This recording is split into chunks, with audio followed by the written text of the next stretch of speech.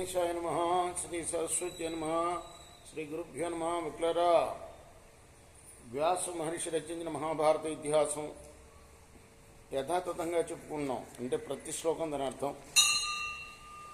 ఇందులో భాగంగా నిన్నటి వరకు ఆది సభారణ్య విరాట ఉద్యోగ భీష్మ ద్రోణ కర్ణ శల్య సౌప్తిక స్త్రీ పర్వాలనే 11 పర్వాలు పూర్తి చేసాం. 12వదైన శాంతి పర్వంలో కూడా 321 అధ్యాయాలు పూర్తి చేశాం.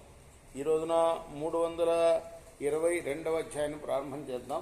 ప్రారంభం చేసే ముందు వ్యాస భగవాను ప్రార్థన చేసుకుందాం.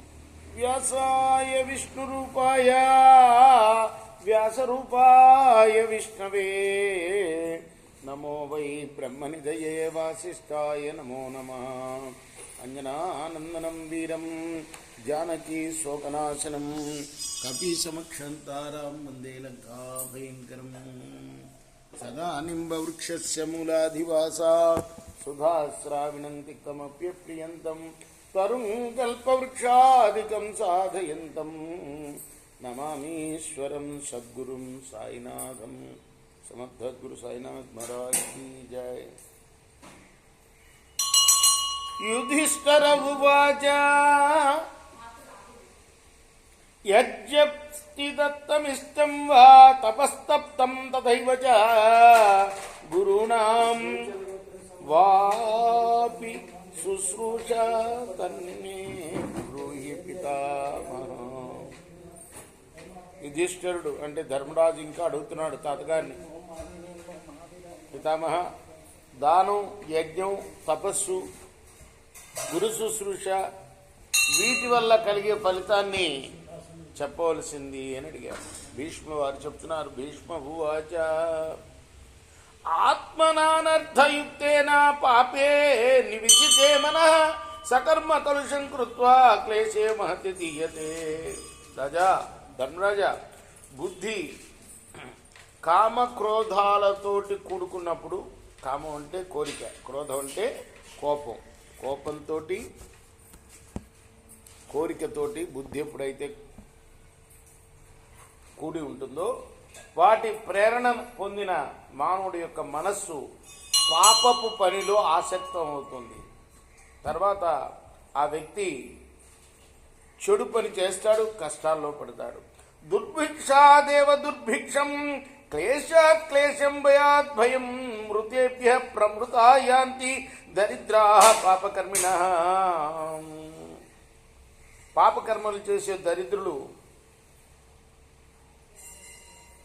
ఒక కష్టంలోంచి ఇంకో కష్టంలోకి, ఒక భయంలోంచి ఇంకో భయంలోకి పోతూ వాళ్ళు మృతప్రాయులవుతారు. అంటే బతికున్నా కూడా చచ్చిన వాళ్ళతో సమానం అవుతారు. ఉత్సవాదుత్సవం యాంతి స్వర్గాత్ స్వర్గం సుఖాత్ సుఖం శ్రద్ధాదానాశ్చ దాంతాశ్చ ధనశ్చ శుభకారిణ.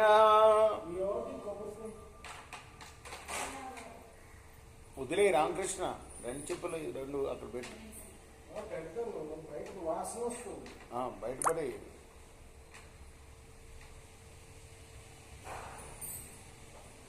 ఉత్సవాదుత్సవం యాంతి స్వర్గాత్ స్వర్గం సుఖాత్ సుఖం శ్రద్ధాదానాశ్చ దాంతాశ్చ ధనస్థ శుభకారిణః. శ్రద్ధాళువులు, జితేంద్రియులు, ధనవంతులు,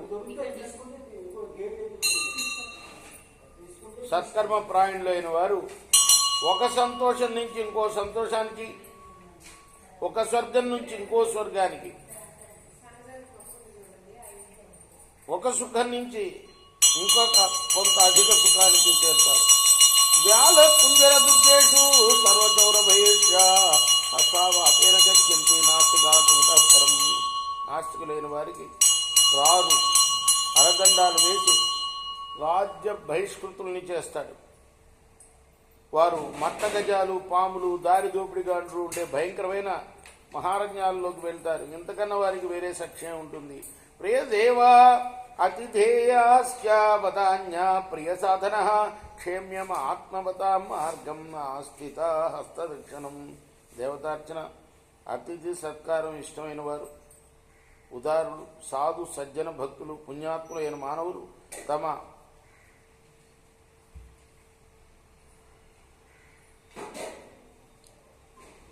అటువంటి పుణ్యకర్ములకి ఉత్తమ మార్గంలో పయనిస్తారు వాళ్ళు.